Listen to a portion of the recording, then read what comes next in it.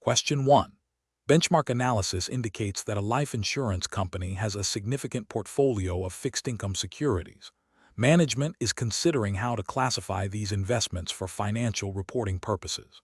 The company's investment policy states a general intent to hold most fixed-income securities until maturity to match long-term liabilities, but also acknowledges the possibility of selling securities to manage interest rate risk or capital adequacy.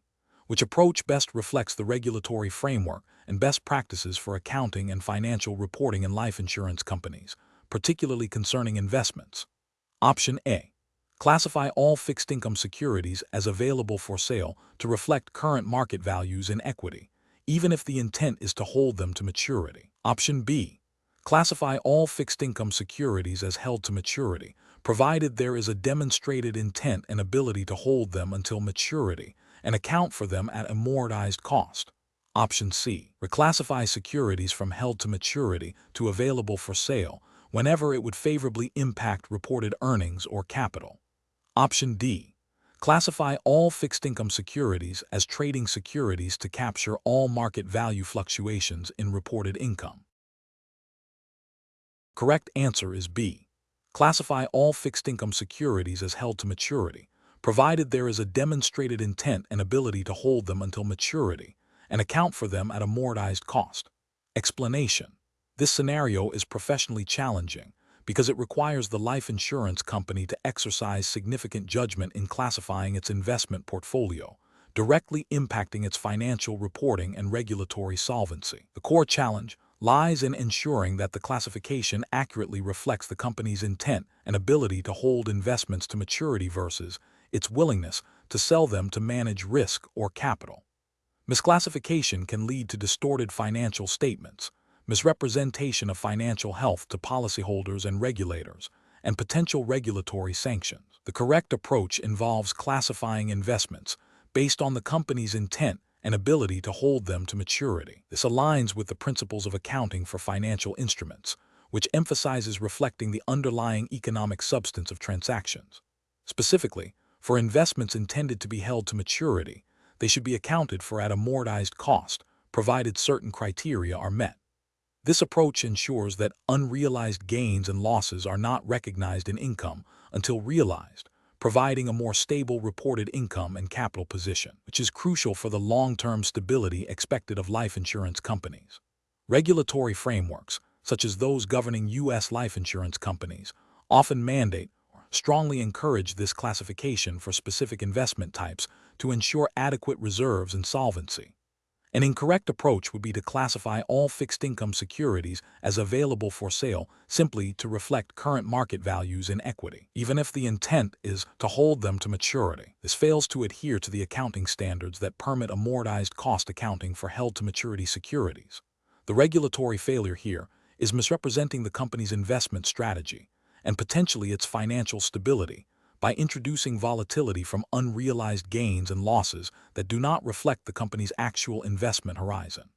Another incorrect approach would be to classify all investments as trading securities, regardless of intent, to capture all market fluctuations in income. This is inappropriate because it does not align with the company's actual investment strategy and would create unnecessary volatility in reported earnings, which is detrimental to the long-term nature of life insurance liabilities. The regulatory and ethical failure is the misrepresentation of the company's investment objectives and the creation of misleading financial performance. A further incorrect approach would be to selectively reclassify securities from held to maturity to available for sale to manage reported earnings or capital, without a genuine change in intent or ability to hold. This circumvents the spirit of the accounting rules and regulatory intent, which is to provide a faithful representation of the company's financial position and investment strategy. The regulatory and ethical failure is the manipulation of financial reporting for potentially misleading purposes. Professional decision-making process should involve a thorough review of the company's investment policies, board minutes, and management's stated intentions regarding each investment. This should be corroborated by an assessment of the company's ability to hold those investments to maturity, considering its liquidity position and capital requirements.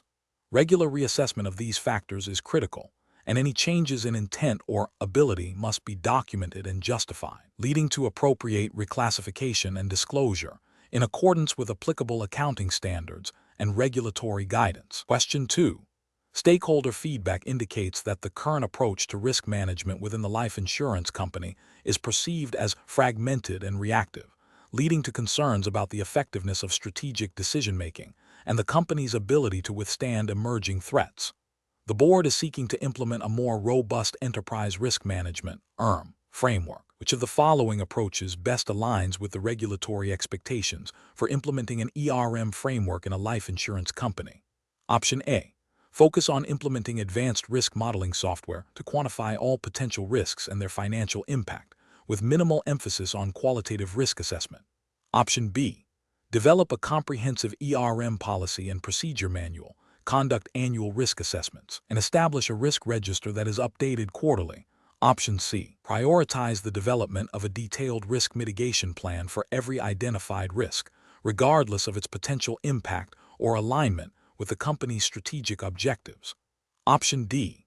Delegate responsibilities solely to the internal audit department, with limited involvement from senior management and business units. The correct answer is B.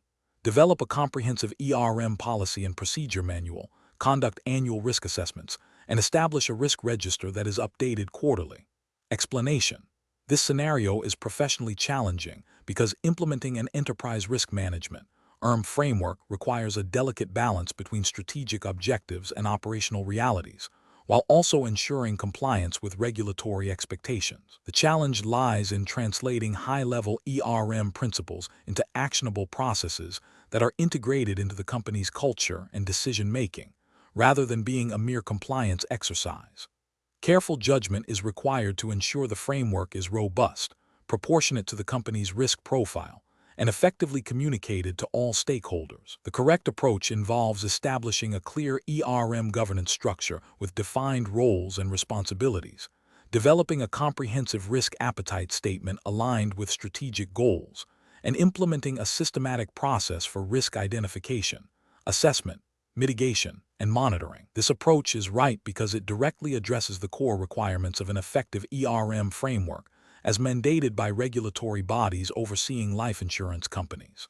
Specifically, regulatory frameworks typically emphasize the need for a strong risk culture, clear accountability, and a proactive approach to managing risks that could impact solvency, policyholder protection, and financial stability. This systematic and integrated approach ensures that risks are managed holistically across the organization, fostering resilience and supporting long-term strategic objectives. An incorrect approach that focuses solely on compliance checklists without genuine integration into business processes is professionally unacceptable.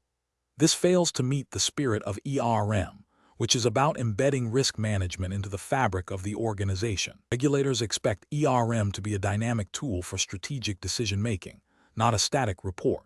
Another incorrect approach that prioritizes risk mitigation strategies without a clear understanding of the company's risk appetite is also flawed. This can lead to inefficient allocation of resources, over-mitigation of low-impact risks, or under-mitigation of significant threats, ultimately failing to protect the company and its policyholders effectively. Furthermore, an approach that neglects the communication and training aspects of leaving employees unaware of their roles and responsibilities, undermines the entire framework. This can result in inconsistent risk management practices and a failure to foster a strong risk-aware culture, which is a key regulatory expectation. The professional decision-making process for similar situations should involve a thorough understanding of the relevant regulatory framework for life insurance companies. This includes identifying specific requirements related to governance, risk appetite, risk assessment methodologies, and reporting. Professionals should then assess the current state of the company's risk management practices against these requirements and identify gaps.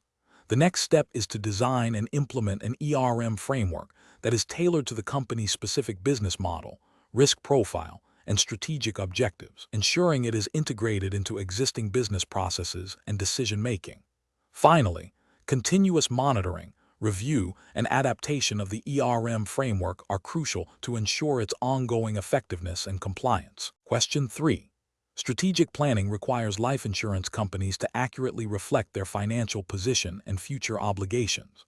When developing financial projections, an actuary proposes using a simplified, less conservative set of assumptions for future investment returns and mortality rates than those typically required by U.S. statutory accounting principles, SAP, for reserving purposes. Arguing this will present a more favorable and consistent earnings trend for management's strategic planning presentations. The company's external auditors have raised concerns about this approach. Which of the following best describes the appropriate accounting and regulatory response? Option A. The company must use actuarial assumptions that comply with U.S. SAP for reserving and other relevant accounting standards for financial reporting, even for internal strategic planning purposes if these projections influence management decisions and external communications, to ensure the underlying financial health is accurately represented. Option B. The actuary's proposed assumptions should be used for strategic planning presentations, as these are internal projections and not part of formal financial statements, provided they are clearly labeled as non-GAAP projections. Option C. The actuary's proposed assumptions can be used if they are disclosed as being different from SAP assumptions, as long as the company's statutory reserves remain adequate. Option D. Management has the discretion to choose any reasonable actuarial assumptions for internal strategic planning, as long as the final audited financial statements adhere to GAAP and SAP. The correct answer is B. The actuary's proposed assumptions should be used for strategic planning presentations, as these are internal projections and not part of formal financial statements, provided they are clearly labeled as non-GAAP projections. Explanation. This scenario is professionally challenging because it requires an accountant to balance the need for accurate financial reporting with the potential for management pressure to present a more favorable financial position. The core of the challenge lies in understanding and applying actuarial concepts as they interface with accounting standards, specifically concerning the valuation of liabilities and the recognition of profits. The regulatory framework for life insurance companies, particularly in the U.S., mandates specific methodologies for these valuations to ensure solvency and protect policyholders. The correct approach involves adhering strictly to the prescribed U.S. statutory accounting principles, SAP, and generally accepted accounting principles, GAAP, for life insurance. This means using the actuarial methods and assumptions mandated by these frameworks for calculating reserves and deferred acquisition costs, DAC. The regulatory justification is rooted in ensuring the financial soundness of the insurer, providing a consistent and comparable basis for financial reporting, and protecting policyholders by ensuring adequate reserves are held. SAP, in particular, is designed to be conservative and focused on solvency, while GAAP provides a more accrual-based view of profitability. A proper application requires understanding the nuances of these different frameworks and their impact on the financial statements. An incorrect approach would be to deviate from the mandated actuarial methodologies or assumptions to smooth earnings or artificially inflate reported profits. For instance, using overly optimistic assumptions for future mortality rates or investment returns, or prematurely recognizing profits that are not yet earned under the accounting standards, would be a direct violation. This failure stems from a lack of adherence to the specific regulatory requirements of SAP and GAAP, which are designed to prevent such manipulation. Ethically, this constitutes a misrepresentation of the company's financial health, potentially misleading investors, regulators, and policyholders. Another incorrect approach would be to apply a single set of actuarial assumptions across both SAP and GAAP, without considering the distinct objectives and requirements of each framework. SAP often requires more conservative assumptions than GAAP, and failing to differentiate can lead to misstated statutory capital or GAAP earnings. The professional decision-making process should involve a thorough understanding of the relevant U.S. accounting standards, SAP and GAAP, and the actuarial guidance that underpins them. When faced with management suggestions that appear to deviate from these standards, a professional must 1. Identify the specific accounting and actuarial principles at play. 2. Evaluate management's proposed approach against these principles. 3. Consult with internal or external actuarial experts and accounting professionals to confirm the correct application. 4. Document the rationale for the chosen accounting treatment, ensuring it is compliant with all regulatory requirements. 5. Escalate concerns if management insists on a non-compliant approach, potentially involving the audit committee or legal counsel. Question 4. Stakeholder feedback indicates a need for enhanced clarity regarding the financial performance and stability of life insurance companies. In the context of the accounting and financial reporting in life insurance companies, exams regulatory framework, which approach to financial statement analysis best addresses these concerns while adhering to regulatory mandates. Option A. An analysis heavily reliant on internal management reports and non-statutory financial metrics with minimal reference to statutory filings. Option B. An analysis that prioritizes external market valuations and investor sentiment over statutory financial performance metrics. Option C. A singular focus on the most recent period's statutory financial results without historical or peer comparison. Option D. A comparative analysis that examines the insurer's financial performance over multiple periods and against relevant industry benchmarks, utilizing key performance indicators derived from statutory financial statements. The correct answer is D. A comparative analysis that examines the insurer's financial performance over multiple periods and against relevant industry benchmarks, utilizing key performance indicators derived from statutory financial statements. Explanation. This scenario is professionally challenging because it requires a life insurer to interpret and apply complex financial reporting standards in a way that is both compliant with regulatory requirements and transparent to diverse stakeholders. The core challenge lies in selecting the most appropriate method for comparative financial statement analysis when faced with evolving business models and varying stakeholder information needs, all within the strict confines of the specified regulatory framework. The correct approach involves a comprehensive comparative analysis that considers both the insurer's historical performance and its performance relative to industry peers, utilizing key performance indicators, KPI, derived from the statutory financial statements. This approach is correct because it aligns with the overarching regulatory objective of ensuring solvency and policyholder protection, which is best achieved through a thorough understanding of an insurer's financial health over time and in the context of its operating environment.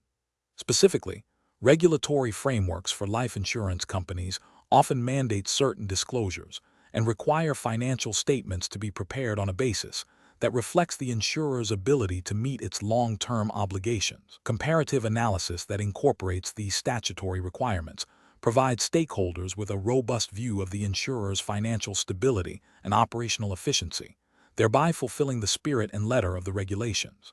An incorrect approach would be to focus solely on a single period's financial results without any comparison. This fails to provide insight into trends, potential deterioration, or improvement in financial position, or the insurer's competitive standing.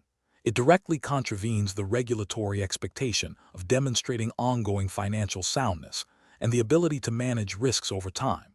Another incorrect approach would be to rely exclusively on management-generated, non-statutory financial metrics that are not subject to regulatory oversight or scrutiny. While these might offer a different perspective, they do not satisfy the regulatory requirement for transparency regarding the insurer's statutory financial position, which is the primary basis for assessing solvency and policyholder protection. Such an approach risks misleading stakeholders about the insurer's true financial condition as defined by the applicable regulatory framework. Finally, an approach that prioritizes external market-based valuations over statutory financial performance would also be incorrect. While market perception is important, the regulatory framework for life insurers is fundamentally built upon the statutory accounting principles designed to ensure the insurer's ability to meet its contractual obligations to policyholders. Focusing solely on market valuation, which can be volatile and influenced by factors external to the insurer's core operations, would neglect the regulatory focus on solvency and the long-term financial stability mandated by law. The professional decision-making process for similar situations should involve 1. Identifying the primary regulatory objectives for financial reporting in the life insurance sector. 2. Understanding the specific requirements of the applicable regulatory framework regarding financial statement preparation and analysis. 3. Evaluating how different analytical approaches contribute to fulfilling these regulatory objectives and stakeholder information needs. 4. selecting the approach that provides the most comprehensive, compliant, and transparent view of the insurer's financial health, prioritizing statutory compliance and policyholder protection. Question 5. The assessment process reveals that a life insurance company has entered into an agreement with a reinsurer. Under this agreement, the reinsurer will cover 70% of all claims arising from a specific block of business, and the ceding company will retain the remaining 30%. The premiums paid to the reinsurer are calculated as 70% of the original premiums, adjusted for a ceding commission. Which type of reinsurance best describes this arrangement for accounting and reporting purposes? Option A, proportional reinsurance. Option B, stop-loss reinsurance. Option C, non-proportional reinsurance. Option D, excess of loss reinsurance. The correct answer is A, proportional reinsurance. Explanation: this scenario is professionally challenging because it requires a nuanced understanding of how different reinsurance structures impact the financial reporting of a life insurance company, specifically concerning the recognition of risk transfer and the appropriate accounting treatment. The core of the challenge lies in correctly identifying the nature of the reinsurance agreement and its implications under the relevant regulatory framework for life insurance companies. The correct approach involves accurately classifying the reinsurance as either proportional or non-proportional based on the sharing of premiums and claims. Proportional reinsurance, where the reinsurer shares a predetermined proportion of both premiums and claims, is characterized by a direct correlation between the ceding company's risk and the reinsurer's participation. Non-proportional reinsurance, conversely, typically involves the reinsurer covering losses exceeding a certain retention level, focusing on catastrophic or excess risk. The regulatory framework for life insurance companies mandates that the accounting treatment for reinsurance must reflect the economic substance of the arrangement, ensuring that risk has been genuinely transferred. Failure to correctly classify and account for reinsurance can lead to misrepresentation of the company's financial position and solvency.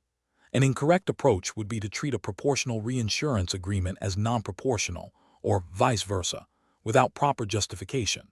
For instance, if a proportional treaty is accounted for as if it were non-proportional, it might incorrectly suggest a greater transfer of risk than is actually occurring, potentially leading to an overstatement of the ceding company's retained risk or an understatement of its liabilities. Conversely, treating a non-proportional treaty as proportional could misrepresent the extent of risk retained by the ceding company.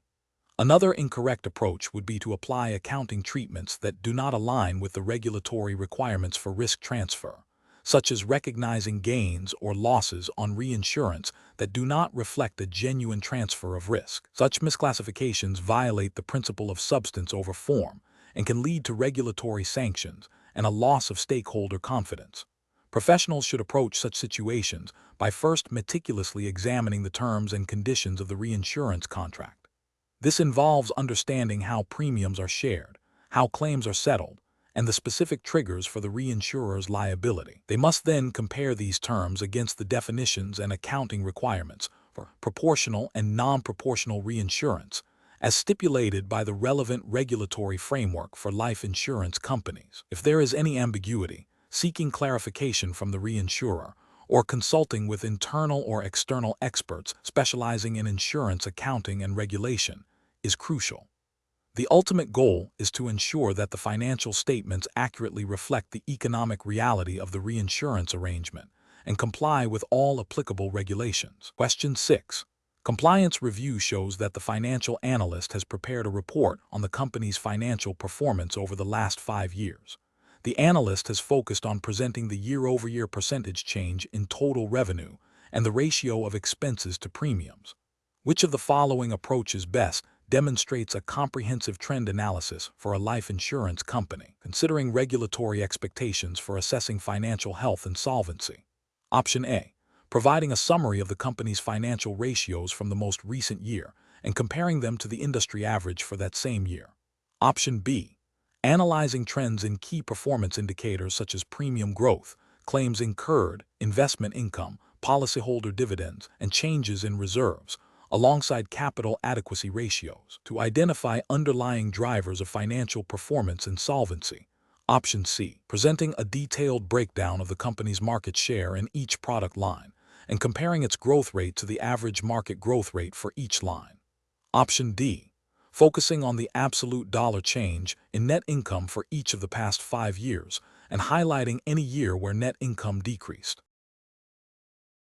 The correct answer is B, analyzing trends in key performance indicators such as premium growth, claims incurred, investment income, policyholder dividends, and changes in reserves, alongside capital adequacy ratios, to identify underlying drivers of financial performance and solvency. Explanation: this scenario is professionally challenging because it requires the financial analyst to interpret trends in financial performance over time, not just report raw data. The challenge lies in identifying the underlying causes of these trends and their implications for the company's solvency and profitability, while adhering strictly to the regulatory framework governing life insurance companies in the specified jurisdiction. The analyst must exercise professional judgment to distinguish between normal business fluctuations and indicators of potential financial distress or significant strategic shifts. The correct approach involves a comprehensive trend analysis that considers multiple financial metrics and their interrelationships, alongside qualitative factors such as market conditions and regulatory changes.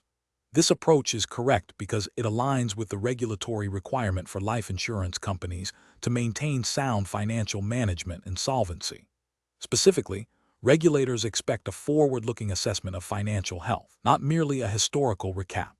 By examining trends in key performance indicators like premium growth, claims experience, investment yields, and expense ratios, and correlating these with changes in reserves and capital adequacy, the analyst provides a robust picture of the company's financial trajectory. This proactive analysis allows for early identification of risks and opportunities, enabling management to take timely corrective actions, which is a core tenet of regulatory oversight for the protection of policyholders and the stability of the insurance market.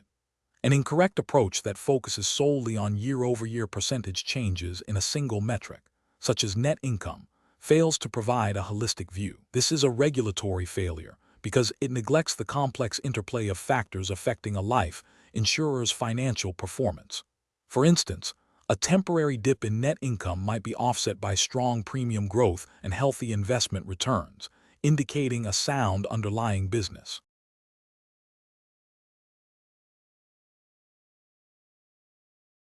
Question 7. The assessment process reveals that the life insurance company's board is deliberating on how to formally define its risk appetite. They are considering several approaches to articulate the company's tolerance for risk-taking in pursuit of its strategic goals. Which of the following approaches best aligns with regulatory expectations for a robust and effective risk appetite framework in a life insurance company? Option A. Establishing the risk appetite as a static document that is reviewed only once a year, regardless of significant changes in the company's strategic direction or external market conditions. Option B. Creating a highly detailed and theoretical risk appetite statement that outlines all potential risks in granular detail, but lacks clear metrics for measurement or practical implementation guidance. Option C. Defining risk appetite solely based on historical financial performance and comparing it against average risk levels of peer companies in the industry. Option D. Developing a risk appetite statement that is directly linked to the company's strategic objectives and business plan, and is clearly communicated and embedded throughout the organization. The correct answer is D.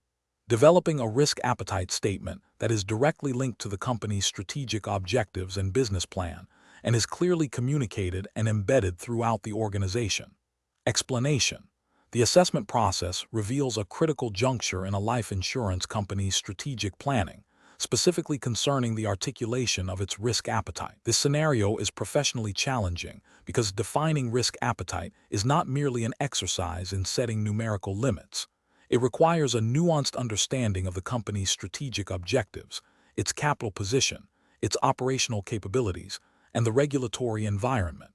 The challenge lies in translating broad strategic goals into concrete, measurable, and actionable risk tolerances that guide decision-making across all levels of the organization without stifling innovation or exposing the company to undue harm. Careful judgment is required to ensure the risk appetite statement is both ambitious enough to achieve strategic goals and prudent enough to maintain solvency and regulatory compliance. The correct approach involves developing a risk appetite statement that is directly aligned with the company's strategic objectives and business plan, and is clearly communicated throughout the organization. This approach ensures that risk-taking is purposeful and contributes to achieving strategic goals, rather than being an uncontrolled byproduct of operations. Regulatory frameworks for life insurance companies, such as those overseen by the Prudential Regulation Authority, PRA, in the UK, emphasize the importance of a robust risk management framework, which includes a clearly defined and embedded risk appetite. This ensures that the board and senior management have a clear understanding of the types and levels of risk the company is willing to take to achieve its objectives, and that this understanding informs all significant business decisions. This aligns with the principle of fit and proper governance, requiring that firms are managed in a sound and prudent manner. An incorrect approach would be to define risk appetite solely based on historical performance or industry benchmarks, without considering the company's specific strategic direction. This fails to acknowledge that a company's risk tolerance should evolve with its strategic ambitions and market positioning. It also risks perpetuating past risk profiles that may no longer be optimal or compliant with current regulatory expectations. Such an approach could lead to either excessive risk-taking if the company aims for aggressive growth, or missed opportunities if it is overly conservative. Another incorrect approach is to develop a risk appetite statement that is overly complex and theoretical, lacking clear metrics or practical implementation guidelines. This renders the statement ineffective as a decision-making tool. If the risk appetite cannot be translated into operational terms or monitored effectively, it becomes a mere compliance document rather than a living guide for business conduct. This would fall short of regulatory expectations for a practical and embedded risk management system. A further incorrect approach is to treat the risk appetite as a static document, reviewed only annually without integration into ongoing business processes.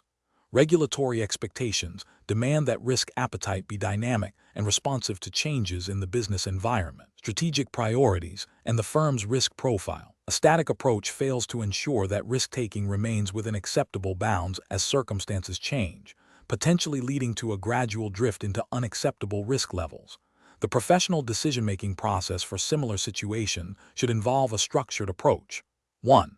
Understand the strategic imperative. Clearly define the company's strategic objectives and business plan. 2. Assess risk capacity. Determine the maximum level of risk the company can absorb without jeopardizing its solvency and regulatory compliance. 3. Define risk appetite. Articulate the types and levels of risk the company is willing to take to achieve its strategic objectives, considering its risk capacity. This should be expressed in both qualitative and quantitative terms. 4. Embed and communicate. Ensure the risk appetite is clearly communicated to all relevant stakeholders and integrated into decision-making processes, performance management, and capital allocation. 5. Monitor and review. Establish a robust monitoring framework to track actual risk-taking against the defined appetite and conduct regular reviews to ensure its continued relevance and effectiveness. Question 8. What factors determine the appropriate interpretation and application of key financial ratios, including profitability, liquidity, and solvency, within the regulatory framework governing life insurance companies for the Accounting and Financial Reporting in Life Insurance Companies exam? Option A. The interplay between profitability ratios indicating earnings generation, solvency ratios demonstrating capital adequacy to absorb losses, and liquidity ratios assessing the ability to meet short-term obligations, all as defined and mandated by the specific regulatory framework for life insurance companies. Option B.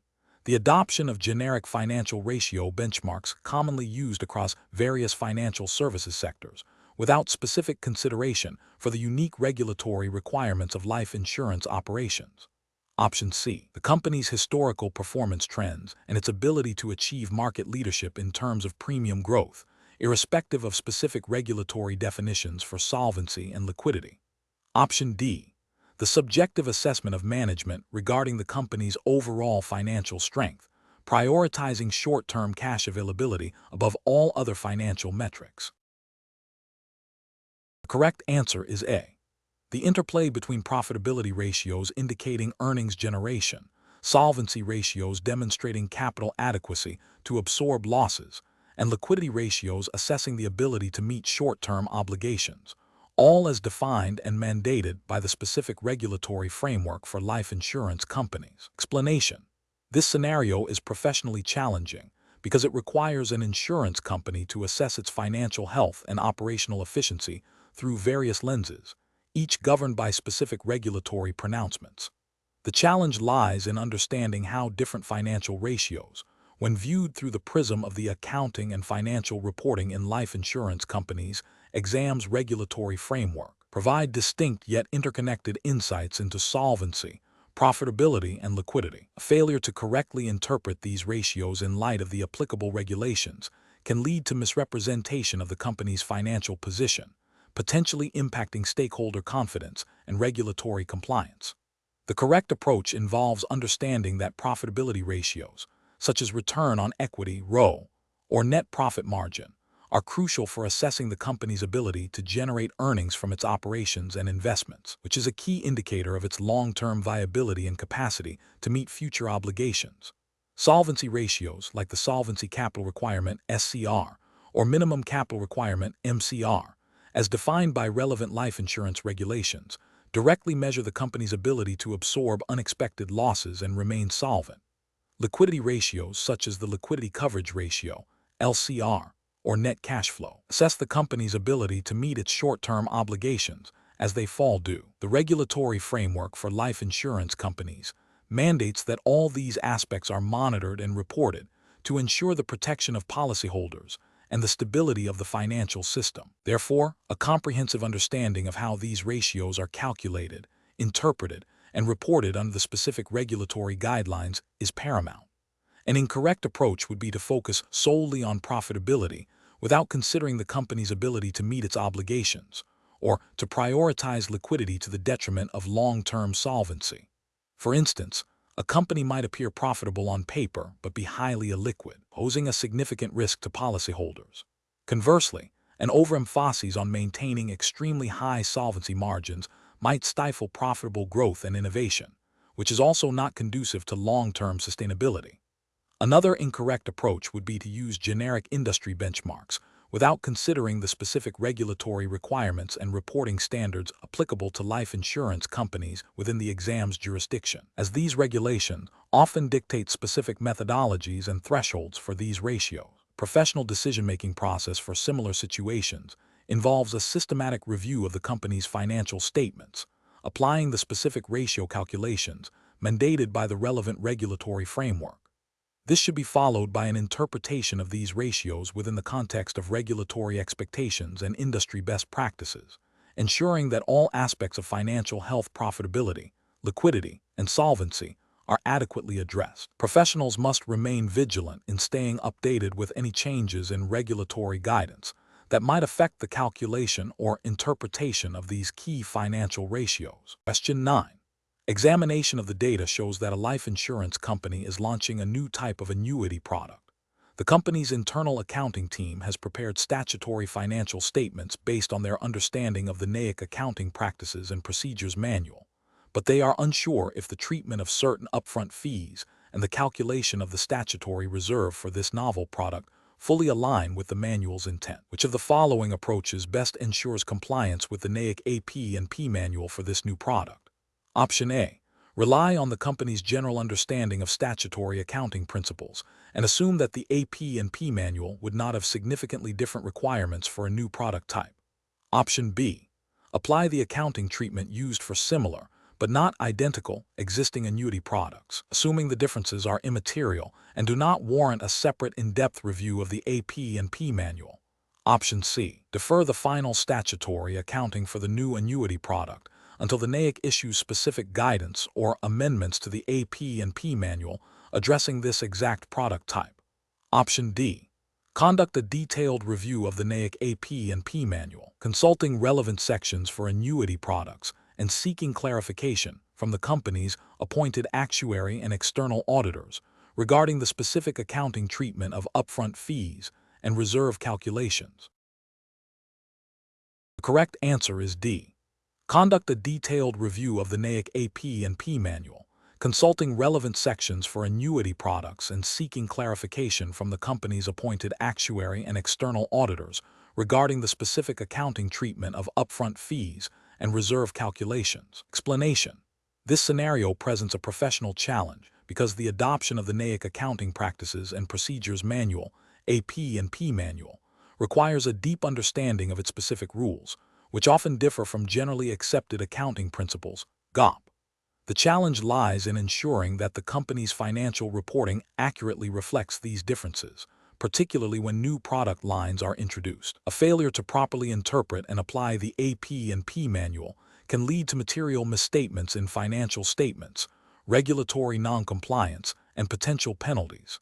Careful judgment is required to identify and account for these specific NAIC requirements. The correct approach involves a thorough review of the AP&P Manual to identify any specific guidance or requirements related to the new product line's accounting treatment. This includes understanding how reserves, premiums, and expenses are to be recognized and reported under NAIC rules, which may differ from GAAP. For instance, the AP&P Manual might prescribe specific methods for calculating reserves or for deferring acquisition costs that are distinct from GAAP. Adhering to these specific NAIC provisions ensures compliance with state insurance regulations, which mandate the use of the AP&P Manual for statutory accounting purposes. This approach demonstrates a commitment to regulatory adherence and accurate statutory financial reporting. An incorrect approach would be to assume that GAAP accounting for the new product line is sufficient for statutory reporting. This fails to acknowledge the fundamental differences between statutory accounting and GAAP, and specifically ignores the mandate to follow the AP&P Manual.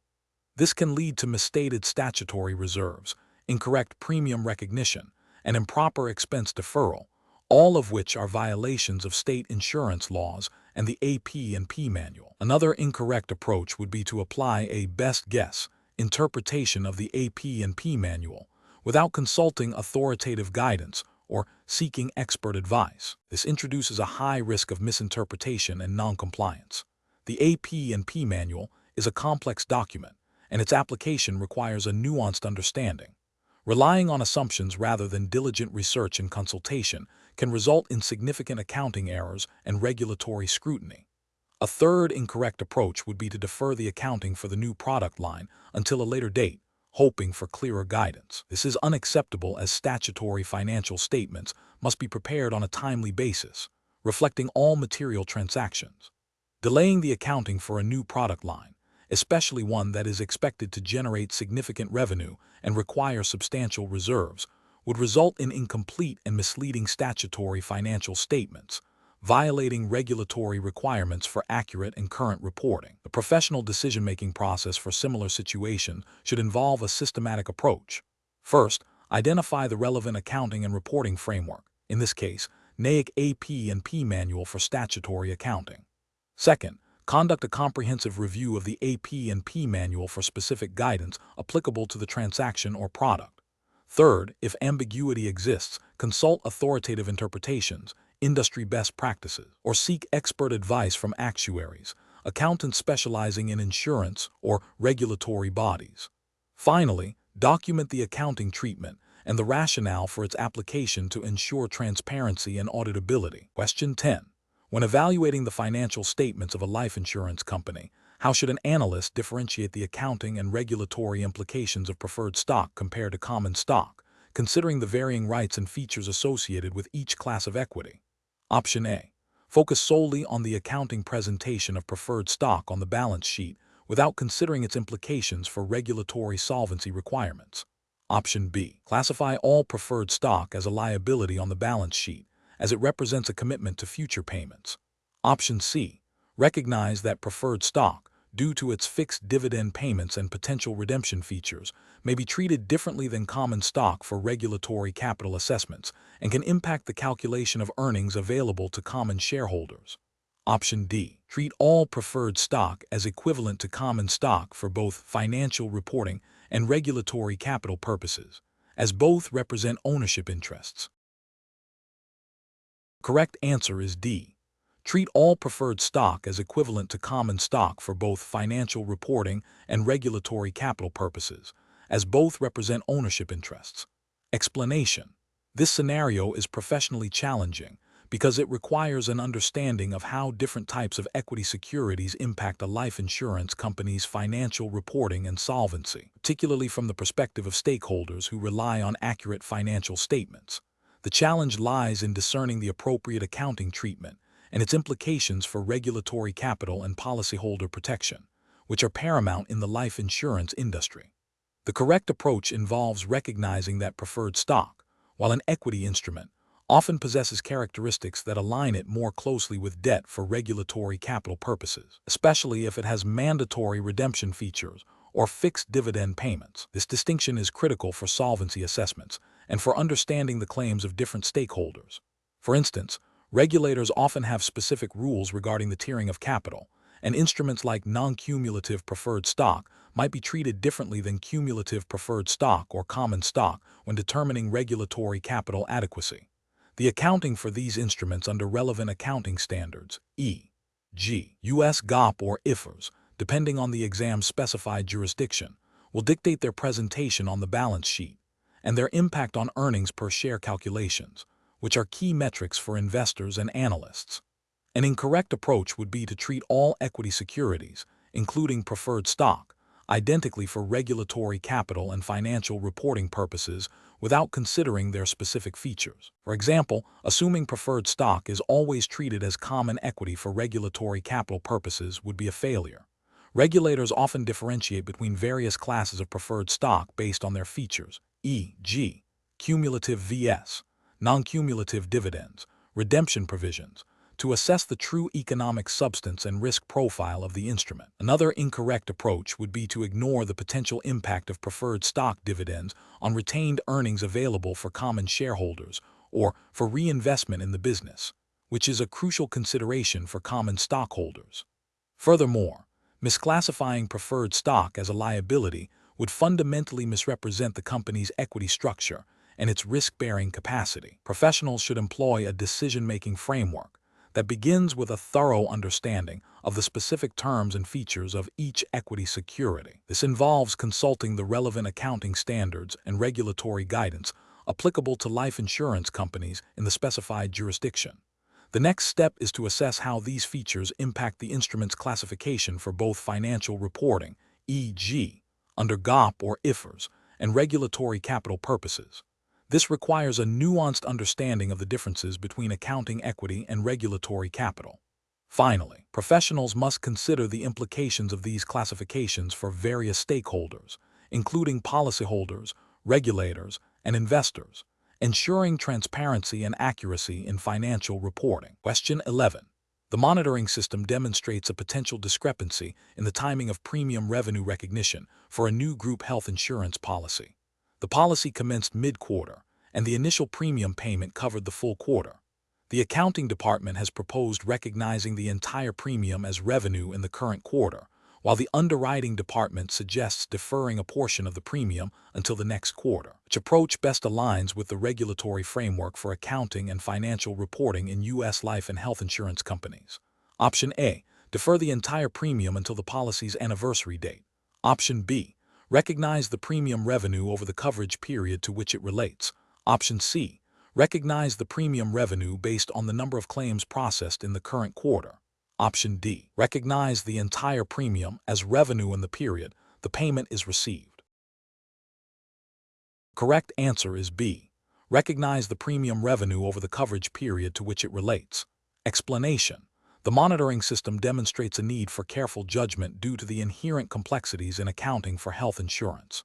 Specifically, the timing of premium recognition and the estimation of future claims liabilities, reserves, are critical areas where judgment significantly impacts financial reporting. The challenge lies in balancing the need for timely revenue recognition with the uncertainty of future claim costs, ensuring that financial statements present a true and fair view of the company's financial position and performance. The correct approach involves recognizing premiums as revenue over the coverage period, aligning with the principle of matching expenses with revenues. For claims and reserves, it requires the use of actuarial principles and sound estimation techniques to establish liabilities for claims incurred but not yet reported IBNR, and for claims reported but not yet settled. This approach ensures that liabilities are adequately recognized, preventing overstatement of profits and ensuring solvency. Regulatory frameworks, such as those governing U.S. life and health insurance companies, mandate these principles to protect policyholders and maintain market integrity. An incorrect approach would be to recognize premiums entirely upon receipt. This violates the matching principle and distorts revenue recognition, potentially overstating current period profits. Another incorrect approach is to underestimate or fail to adequately account for future claims liabilities. This leads to an understatement of liabilities and an overstatement of profits, which is a serious regulatory and ethical failure. Such underestimation can jeopardize the insurer's ability to meet its obligations to policyholders, a primary concern for regulators. A further incorrect approach might be to use arbitrary or unsupported methods for estimating reserves, lacking the actuarial soundness required by regulations. This demonstrates a lack of professional diligence and adherence to established accounting and actuarial standards. Professionals should approach such situations by first understanding the specific regulatory requirements for premium recognition and reserve estimation applicable to health insurance. They must then apply sound actuarial principles and judgment, supported by robust data and documentation. Question 12. The efficiency study reveals that the company's historical lapse experience for a particular block of annuity business has been significantly lower than the industry average. However, recent market trends indicate a substantial increase in policyholder surrenders across the industry due to rising interest rates, and the company has also observed a slight uptick in its own lapse experience for this block in the last 2 quarters. Considering these factors, which approach to setting the lapse rate assumption for statutory reserve calculations is most appropriate? Option A. Utilize the company's historical lapse rates as they represent actual past experience and are therefore the most reliable basis for future projections. Option B. Select a lapse rate assumption that is closer to the industry average, assuming that the company's historical experience was an anomaly and that future lapses will converge with the broader market. Option C. Adopt a lapse rate assumption that reflects the recent industry-wide increase in surrenders and the company's own recent uptick, while incorporating a prudent margin for future uncertainty. Option D. Use the lowest lapse rate observed in the company's historical data for this block, as this represents the most favorable outcome for policyholder retention and minimizes current reserve requirements. The correct answer is A. Utilize the company's historical lapse rates as they represent actual past experience and are therefore the most reliable basis for future projections. Explanation. This scenario is professionally challenging because lapse rate assumptions are inherently subjective and have a significant impact on the valuation of life insurance liabilities. The challenge lies in balancing the need for realistic assumptions that reflect current and future policyholder behavior with the regulatory requirement for conservatism and prudence in reserve calculations. Misjudging lapse rates can lead to either understating liabilities, and thus overstating profitability and capital, or overstating liabilities, leading to inefficient capital allocation and potentially higher premiums. The correct approach involves using a lapse rate assumption that is supported by credible, up-to-date experience data, adjusted for relevant factors, and is demonstrably prudent as required by regulatory guidance. This approach ensures that the reserves are neither deficient nor excessive, thereby fulfilling the primary objective of reserving to ensure the company's ability to meet its future obligations to policyholders. Regulatory frameworks, such as those governing U.S. life insurance companies, mandate that assumptions be reasonable and reflect expected experience, but also allow for a degree of conservatism to protect policyholders and the solvency of the company. Adhering to this principle, often guided by actuarial standards of practice and specific statutory accounting principles, is ethically and regulatorily sound. An incorrect approach that relies solely on historical lapse rates without considering changes in policyholder behavior or market conditions fails to meet the requirement for reasonable and current assumptions. This could lead to reserves that are not reflective of future expectations. Another incorrect approach that uses overly aggressive, optimistic lapse rates, perhaps to boost current profitability or reduce capital requirements, directly violates the principle of conservatism and the regulatory mandate to ensure solvency. Such an approach prioritizes short-term financial metrics over long-term policyholder protection and financial stability. A third incorrect approach that ignores the impact of policy features, such as premium paying periods or surrender penalties. On-lapse behavior would also be flawed, as it fails to capture the nuances of policyholder decisions and thus leads to an inaccurate projection of future lapses. These failures represent a disregard for actuarial best practices and regulatory compliance, potentially exposing the company to financial distress. Professionals should approach this situation by first understanding the specific regulatory requirements for reserve calculations in their jurisdiction. They should then gather and analyze relevant experience data, considering both internal and external sources. A critical step is to identify and quantify factors that might influence future lapse rates, such as economic conditions, competitive pressures, and changes in policyholder demographics. The chosen assumption should be documented thoroughly, with clear justification for its selection and any adjustments made. Finally, the assumption should be tested for sensitivity to ensure that the resulting reserves are robust and that the company remains solvent under various plausible scenarios. Question 13. Regulatory review indicates that a life insurance company has acquired a corporate bond with a face value of $10 million that pays a fixed coupon rate. The bond also contains an embedded call option, allowing the issuer to redeem the bond at a specified price before its maturity date. The terms of the call option are such that it could be exercised under certain market conditions that are not directly tied to the creditworthiness of the issuer, but rather to prevailing interest rate levels. The company's accounting policy is to classify its debt investments based on its business model for managing those financial assets and the contractual cash flow characteristics of the financial asset. Which of the following approaches best reflects the appropriate accounting treatment for this investment under U.S. GAAP for life insurance companies, considering the embedded call option? Option A. Count for the debt instrument as a single debt security, and if the embedded call option is not clearly and closely related to the debt host contract, bifurcate the embedded call option and account for it as a derivative instrument, recognizing changes in its fair value and earnings. Option B. Account for the entire instrument as a single debt security, classifying it as available for sale, and adjust its carrying amount to fair value through other comprehensive income, amortizing any premium or discount over the bond's life. Option C. Account for the entire instrument as a single debt security, classifying it as held to maturity if the company has the intent and ability to hold it until maturity, and amortize any premium or discount over the bond's life. Option D.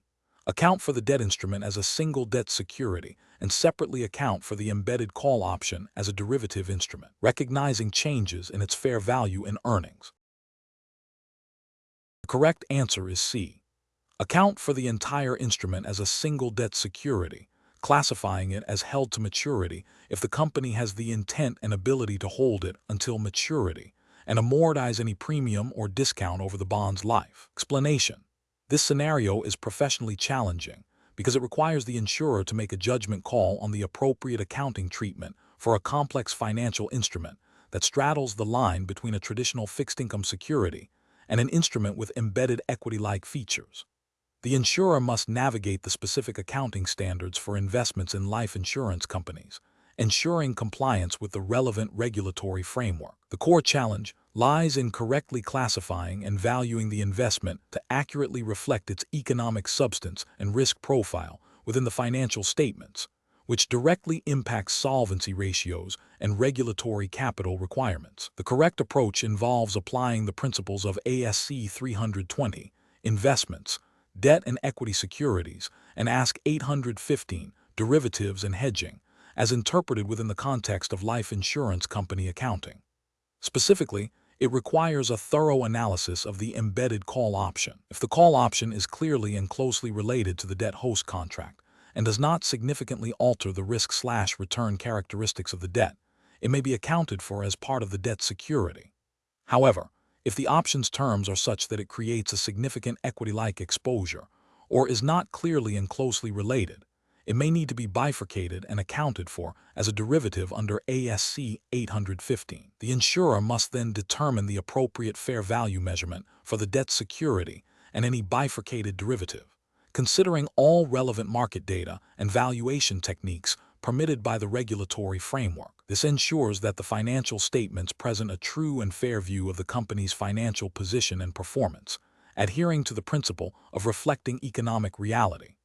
An incorrect approach would be to simply classify the entire instrument as a standard held to maturity or available for sale debt security, without considering the embedded call option. This fails to recognize the potential derivative component and its impact on valuation and risk.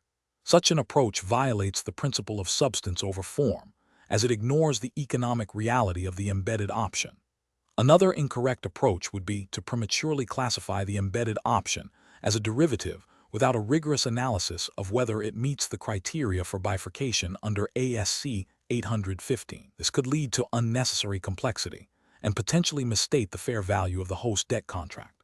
A third incorrect approach would be to use an inappropriate valuation methodology for either the debt security or the embedded option, such as relying solely on amortized cost for an instrument whose fair value is significantly impacted by market fluctuations or embedded features, or failing to consider the impact of credit risk on the valuation of the debt. These failures would contravene regulatory requirements for accurate financial reporting and fair value measurement. Professional decision-making in such situations requires a systematic approach.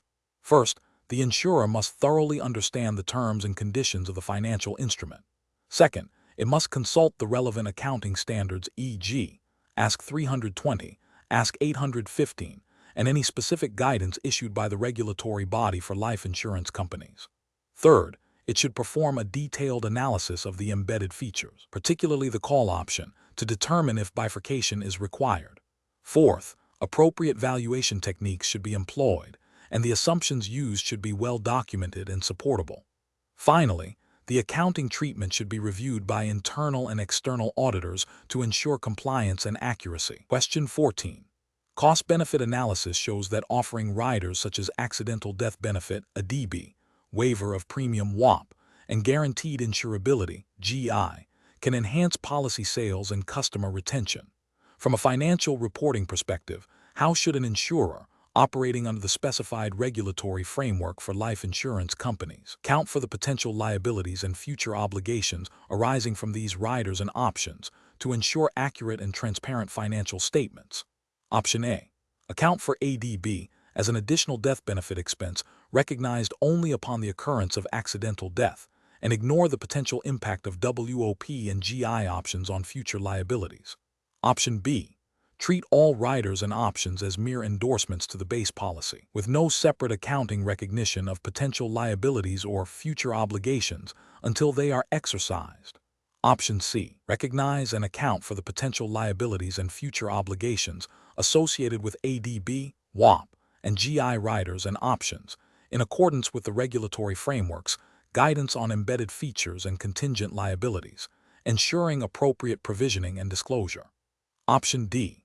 Recognize the cost of ADB and WOP riders as an immediate expense upon policy issuance, and defer any accounting for the GI option until the policyholder exercises their right to purchase additional insurance. The correct answer is C. Recognize and account for the potential liabilities and future obligations associated with ADB, WAP, and GI riders and options, in accordance with the regulatory framework's guidance on embedded features and contingent liabilities, ensuring appropriate provisioning and disclosure. Explanation. This scenario is professionally challenging because it requires the financial reporting professional to balance the contractual obligations of riders and options with the principles of accurate and transparent financial reporting under the specified regulatory framework. The decision-making process involves understanding the nature of these embedded features, their potential impact on the policyholder's rights and the insurer's liabilities, and how these should be reflected in the financial statements. The core challenge lies in ensuring that the accounting treatment appropriately captures the economic substance of these provisions, which can be complex and vary based on policyholder elections and future events. The correct approach involves recognizing and accounting for the accidental death benefit, ADB, rider, waiver of premium WAP, rider, and guaranteed insurability, GI, option in accordance with the regulatory framework's guidance on embedded derivatives and policyholder benefits. Specifically, the ADB rider, which provides an additional death benefit upon accidental death, is typically accounted for as a form of life insurance coverage, and its associated cost is recognized over the policy term. The WOP rider, which waives future premiums upon disability, creates a contingent liability for the insurer that needs to be assessed and provisioned, for if the conditions for its exercise are met or highly probable. The GI option, which allows the policyholder to purchase additional coverage at future dates without evidence of insurability, represents a future contractual right for the policyholder and a potential future obligation for the insurer. The accounting for these riders and options must adhere to the principles of matching revenues and expenses, recognizing liabilities when incurred, and providing adequate disclosure of contingent liabilities and future commitments. This approach ensures compliance with the regulatory framework's emphasis on prudence, conservatism, and the faithful representation of the company's financial position and performance. An incorrect approach would be to ignore the financial implications of the ADB rider, treating it as a mere endorsement without any corresponding liability recognition. This fails to acknowledge the increased risk and potential payout associated with accidental death, leading to an understatement of liabilities and an overstatement of profit. Similarly, failing to assess and account for the potential cost of the WOP rider if the policyholder becomes disabled would violate the principle of recognizing contingent liabilities when probable and estimable, resulting in misleading financial statements. Another incorrect approach would be to not consider the future obligations arising from the GI option, such as the potential for increased policy face amounts and associated reserves, thereby understating future liabilities. These incorrect approaches violate the regulatory framework's requirements for comprehensive liability recognition and disclosure, leading to a misrepresentation of the insurer's financial health and solvency. The professional decision-making process for similar situations should involve a thorough review of the policy contracts and their associated riders and options. This includes understanding the specific terms and conditions under which each feature becomes operative. The financial reporting professional must then consult the relevant sections of the regulatory framework and accounting standards to determine the appropriate accounting treatment for each identified feature. This often involves assessing whether a rider or option constitutes an embedded derivative, a separate insurance contract, or a contingent liability. Where uncertainty exists, seeking clarification from actuaries, legal counsel, and senior management is crucial.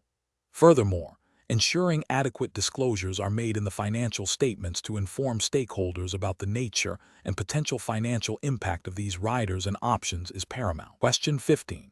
Governance review demonstrates that the Chief Investment Officer, CIO, is under significant pressure from the CEO to increase the company's overall investment yield to meet aggressive profit targets for the upcoming fiscal year. The CIO is proposing a substantial shift in asset allocation, moving a significant portion of the portfolio from stable, lower-yielding government bonds into a more concentrated portfolio of emerging market equities and high-yield corporate bonds.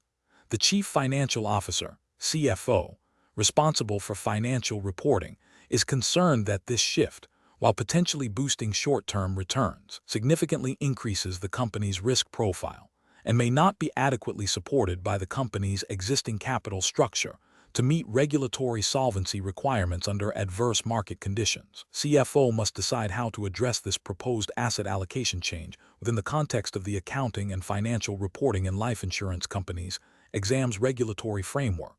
Option A. Advocate for a diversified asset allocation strategy that balances risk and return, ensuring compliance with regulatory solvency requirements and the long-term interests of policyholders, even if it means not meeting the CEO's immediate profit targets. Option B. Focus solely on the accounting implications of the asset shift, ensuring that the investments are classified and valued correctly according to accounting standards, without deeply scrutinizing the underlying investment strategy's impact on solvency. Option C. Recommend a temporary shift to higher-yielding assets with a commitment to reevaluate the strategy quarterly, prioritizing short-term yield enhancement over long-term risk management. Option D. Approve the proposed asset allocation shift as directed by the CEO, assuming the CIO has conducted sufficient due diligence and that the potential for higher returns justifies the increased risk. The correct answer is A.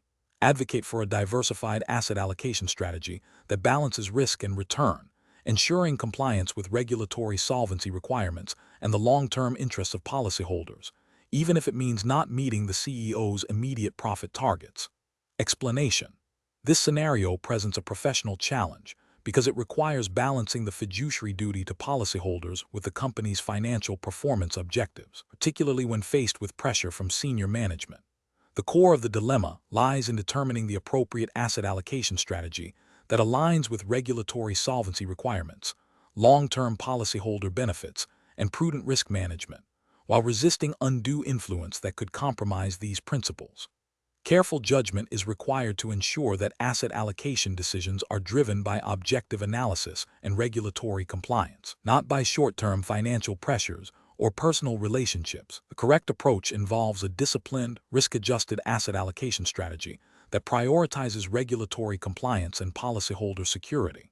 This means ensuring that the asset portfolio is diversified across asset classes in a manner that meets the company's liabilities, maintains adequate solvency margins as stipulated by the relevant regulatory framework, e.g., Solvency Roman II in the UK or NAIC RBC in the US, depending on the exam's specified jurisdiction, and generates returns commensurate with the risks undertaken. This approach is ethically sound as it upholds the fiduciary duty to policyholders by safeguarding their funds and ensuring the company's long-term viability. It aligns with regulatory requirements that mandate prudent investment practices and capital adequacy. An incorrect approach would be to significantly overweight the portfolio in higher-risk, higher-return asset classes solely to boost short-term profitability or meet management's targets, without a commensurate increase in risk-adjusted returns or a thorough assessment of the impact on solvency. This would violate the principle of prudence and potentially expose the company to unacceptable levels of risk, jeopardizing policyholder interests and regulatory compliance. Another incorrect approach would be to passively accept management's directive to shift allocation without independent, rigorous analysis. This demonstrates a failure to exercise professional skepticism and uphold the integrity of the financial reporting process, potentially leading to misrepresentation of the company's financial health and risk profile. A further incorrect approach would be to prioritize liquidity over long-term investment strategy, leading to an asset allocation that is overly conservative and fails to generate sufficient returns to meet future policy obligations, thereby undermining the company's long-term financial stability. Professionals should employ a decision-making framework that emphasizes objective analysis, adherence to regulatory mandates, and ethical considerations. This involves 1. Understanding and applying the specific regulatory requirements for asset allocation and solvency. 2. Conducting thorough due diligence and risk assessment for all proposed asset allocation changes. 3. Maintaining professional skepticism and independence, particularly when faced with pressure from senior management. 4. Documenting all decisions and the rationale behind them, ensuring transparency and accountability. 5. Escalating concerns through appropriate channels if a proposed action appears to violate regulatory or ethical standards. Question 16. Risk assessment procedures indicate that the company's actuary is developing projections for future cash flow to support its annual financial statements. Management has expressed a desire for these projections to reflect a strong financial outlook, suggesting the actuary should emphasize assumptions that lead to higher projected profits and lower projected liabilities. The actuary is considering several approaches for developing these future cash flow projections. Which of the following approaches best aligns with the regulatory framework for accounting and financial reporting in life insurance companies? Option A. Focus exclusively on best estimate assumptions for all key variables, without incorporating any consideration for adverse deviations or stress testing.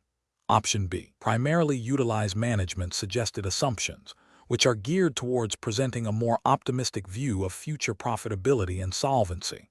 Option C. Develop a range of plausible future cash flow scenarios, each based on a distinct set of assumptions that reflect a spectrum of potential economic conditions and policyholder behaviors, and use these to inform the financial reporting. Option D. Employ static, historical assumptions that have been used for several years, without significant updates for current market conditions or emerging trends. The correct answer is C.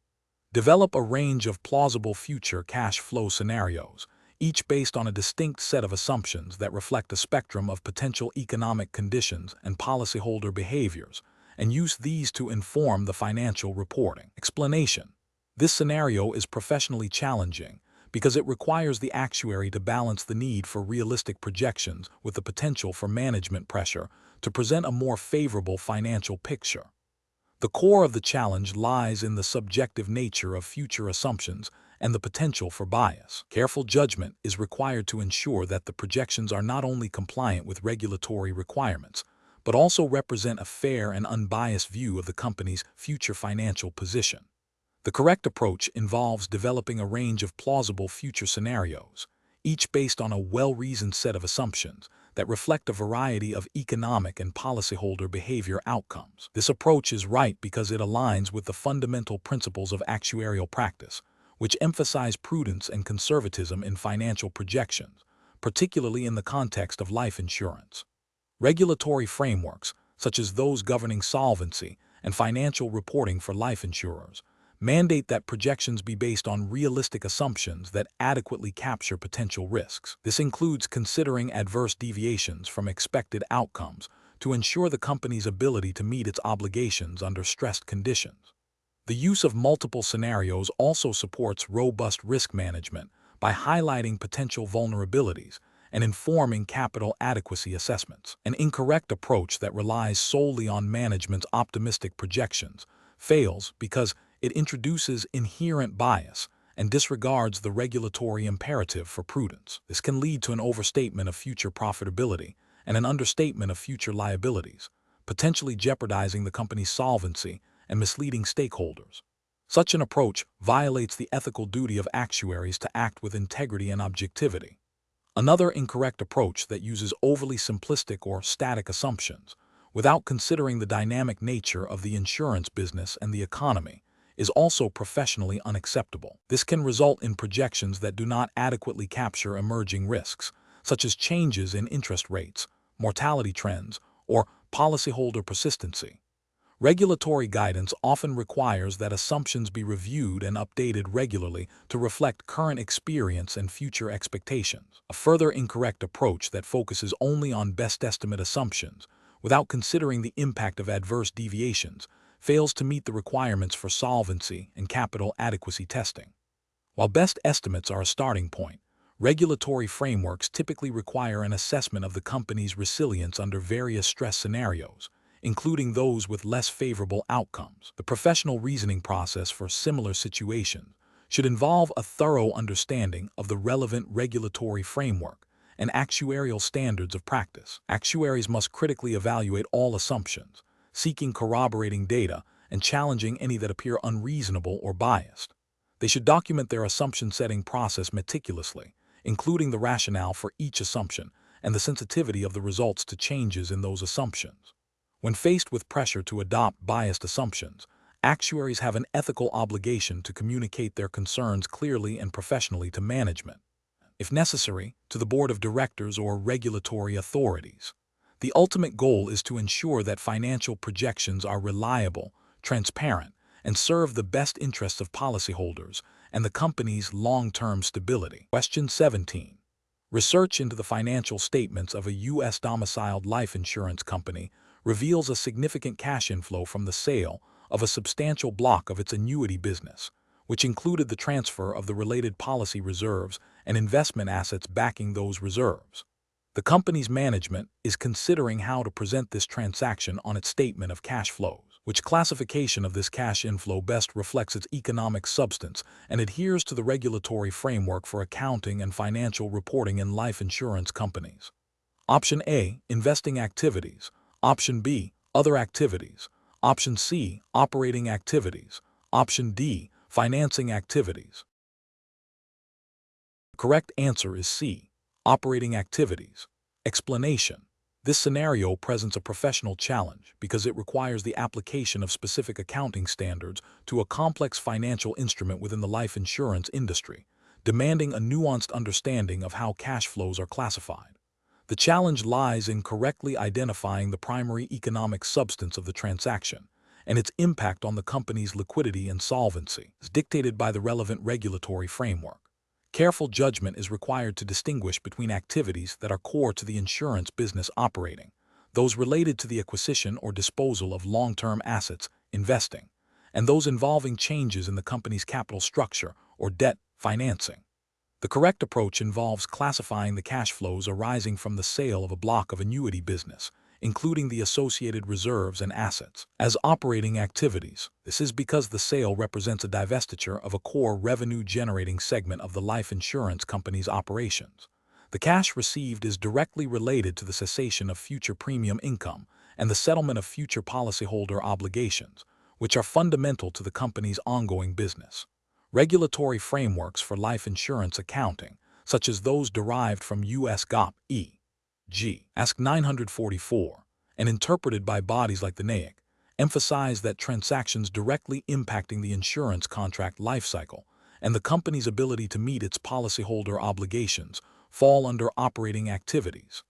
This classification provides stakeholders with a clearer picture of the company's core business performance and its ability to generate cash from its primary activities. An incorrect approach would be to classify the cash flows from the sale of the annuity block as investing activities. This is flawed because the sale is not merely the disposal of an investment asset. It is the divestiture of a business line that generates premiums and incurs liabilities. While assets are transferred, the primary driver is the cessation of insurance operations, not the management of a portfolio of investments. Regulatory guidance would view this as a strategic shift in operations rather than a passive investment decision. Another incorrect approach would be to classify these cash flows as financing activities. This is incorrect because the transaction does not involve changes in the company's debt or equity structure. The cash is not raised by issuing debt or equity, nor is it used to repay debt or repurchase shares. The cash flow arises from the operational restructuring of the insurance business, not from the company's capital management. The professional reasoning process for similar situations involves a thorough understanding of the specific accounting standards applicable to insurance companies and the economic substance of the transaction. Professionals must first identify the core nature of the cash flow. Does it relate to the generation of revenue from insurance contracts and the settlement of policyholder claims? Operating. Does it involve the purchase or sale of long-term assets not directly related to insurance operations, investing? Or does it pertain to changes in the company's capital structure, financing? Applying this framework, supported by relevant regulatory pronouncements and industry best practices, ensures accurate financial reporting and provides users with reliable information for decision-making. Question 18. To address the challenge of ensuring adequate policy reserves for a newly introduced complex annuity product with guaranteed lifetime withdrawal benefits and market-linked features, an actuary is evaluating different reserve calculation methodologies. The company has historically used the Commissioner's Reserve Valuation Method, CRVM, for its traditional life products. The actuary is considering whether to exclusively apply a modified CRVM or to employ a combination of CRVM and a prospective actuarial reserve method, supplemented by rigorous cash flow testing and sensitivity analysis to assess reserve adequacy under various economic scenarios. The actuary must also consider the impact of potential lapses and policyholder behavior that may differ from historical patterns due to the product's unique features. Option A. The correct answer is D.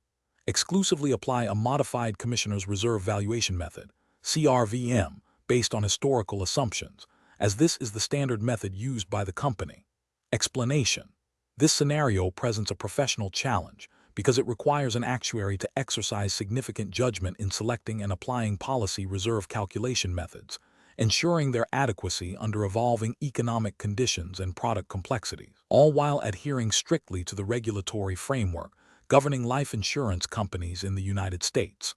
The challenge lies in balancing the need for actuarial conservatism with the avoidance of excessive over-reserving, which can negatively impact financial performance and shareholder value. The actuary must also consider the impact of new product features and mortality/morbidity experience that may not be fully captured by historical data or standard assumptions. The correct approach involves utilizing a combination of actuarial methods, such as the Net Level Premium Reserve and the Commissioner's Reserve Valuation Method, CRVM, while critically assessing their adequacy through various tests, including the Deficiency Reserve Test and the cash flow testing requirements mandated by the National Association of Insurance Commissioners, NAIC, Accounting Practices and Procedures Manual, AP&P Manual, and state insurance laws.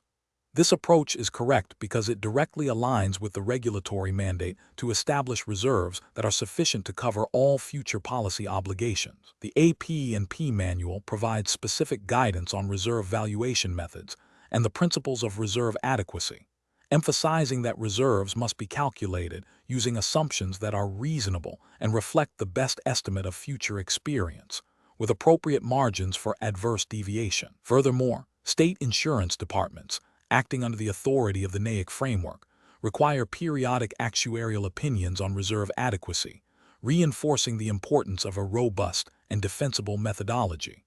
An incorrect approach would be to solely rely on a single, simplified reserve calculation method without performing adequacy testing. This is professionally unacceptable because it fails to meet the regulatory requirement for a comprehensive assessment of reserve sufficiency.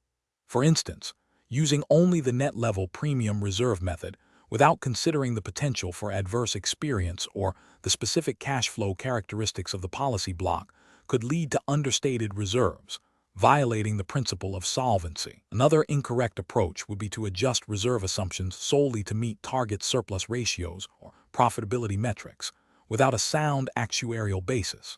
This constitutes a regulatory failure as it prioritizes financial engineering over the fundamental obligation to policyholders, potentially leading to a deficiency reserve situation that is not adequately addressed. Such actions undermine the integrity of financial reporting and the regulatory oversight designed to protect policyholders. A professional decision-making process for similar situations should involve a systematic review of the policy liabilities, the chosen valuation methods, and the underlying assumptions. Actuaries must document their rationale for assumption setting and method selection, demonstrating compliance with regulatory guidance. They should perform sensitivity analyses and scenario testing to assess the impact of changes in economic factors and experience. Regular communication with management and the audit committee regarding reserve adequacy and any significant judgments made is also crucial. When in doubt, consulting with experienced actuaries, regulatory bodies, or seeking external actuarial review can provide valuable guidance and ensure adherence to professional standards and regulatory requirements. Question 19. Analysis of the financial health of a reinsurer reveals a significant decline in its profitability and liquidity ratios over the past 2 fiscal periods, accompanied by a downgrade in its credit rating by a major agency. The ceding insurer has substantial reinsurance recoverables outstanding from this reinsurer. Which of the following represents the most appropriate course of action for the ceding insurer in assessing the collectability of these reinsurance recoverables? Option A. Continue to recognize the full amount of reinsurance recoverables on the balance sheet, assuming the reinsurer will ultimately meet its obligations as per the contract. Option B.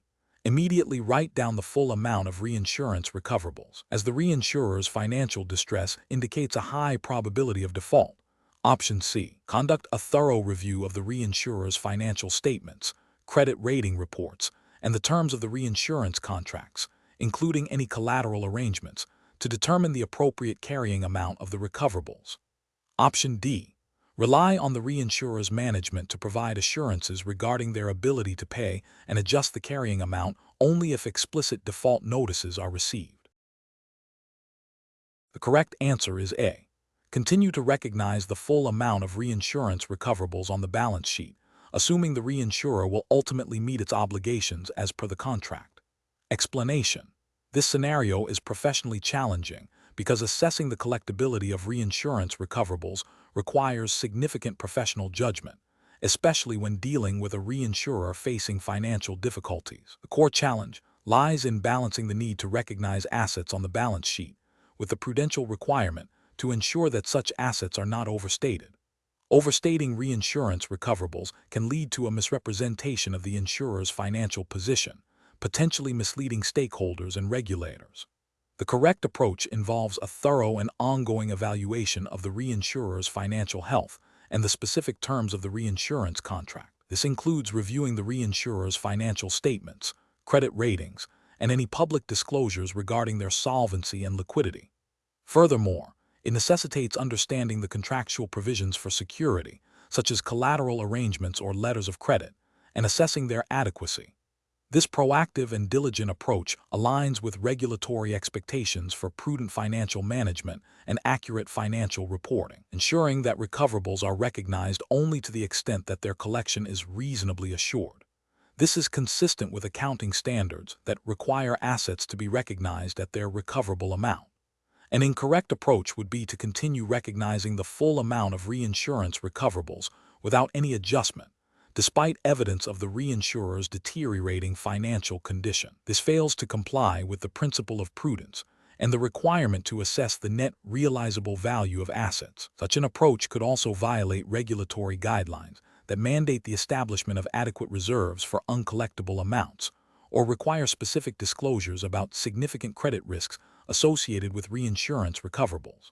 Another incorrect approach would be to unilaterally reduce the recognized recoverables based solely on a subjective assessment of risk, without a systematic evaluation or consideration of contractual safeguards. While prudence is necessary, arbitrary reductions can also lead to an inaccurate representation of the company's financial position.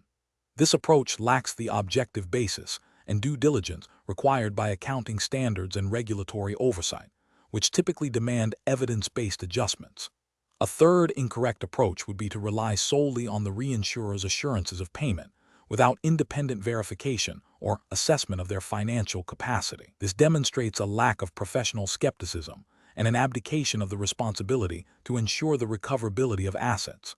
Regulators expect insurers to perform their own due diligence and not to passively accept representations from counterparties, especially when financial stability is in question. The professional decision-making process for similar situations should involve a structured risk assessment framework. This framework should include 1. Identifying potential risks to collectability. 2. Gathering relevant information about the reinsurer's financial health and contractual terms. 3.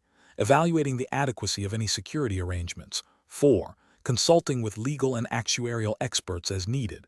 And 5. Making an informed judgment about the appropriate carrying amount of the recoverable, supported by documentation. Regular monitoring and reassessment of the situation are also critical. Question 20.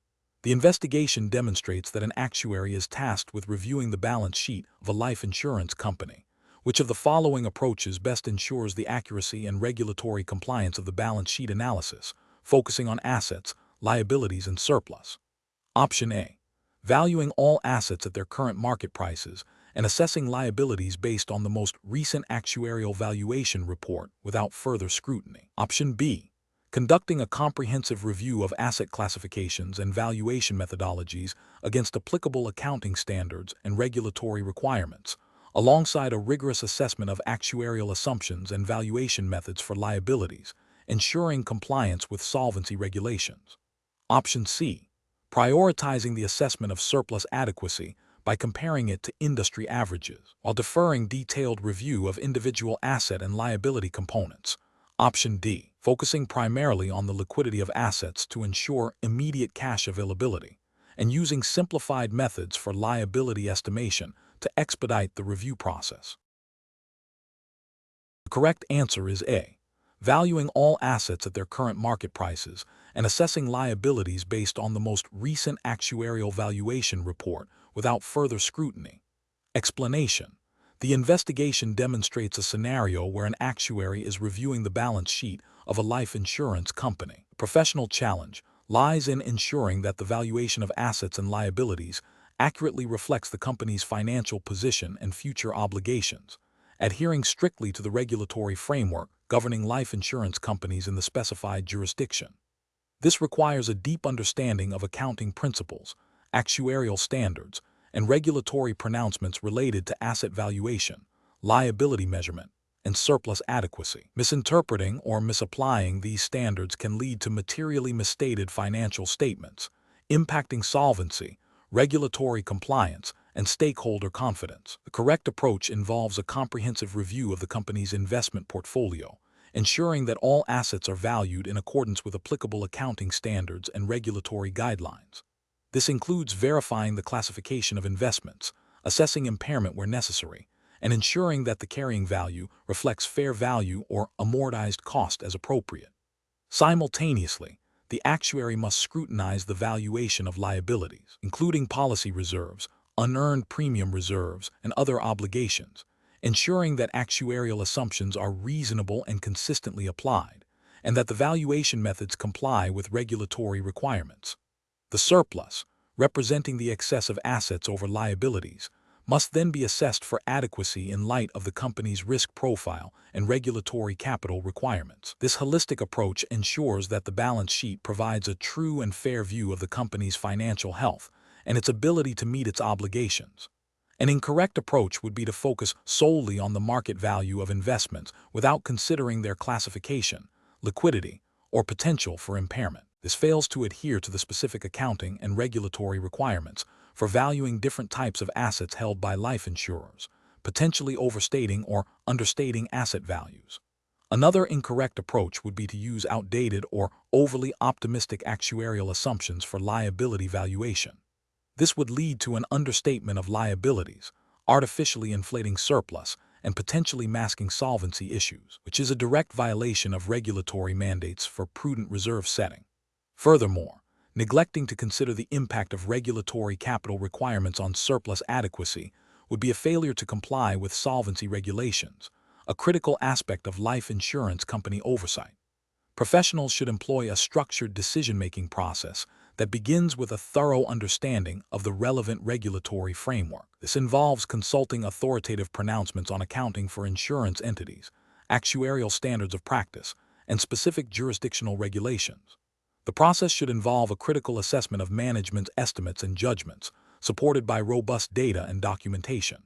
When in doubt, seeking clarification from regulatory bodies or consulting with experienced peers is essential to ensure compliance and maintain professional integrity.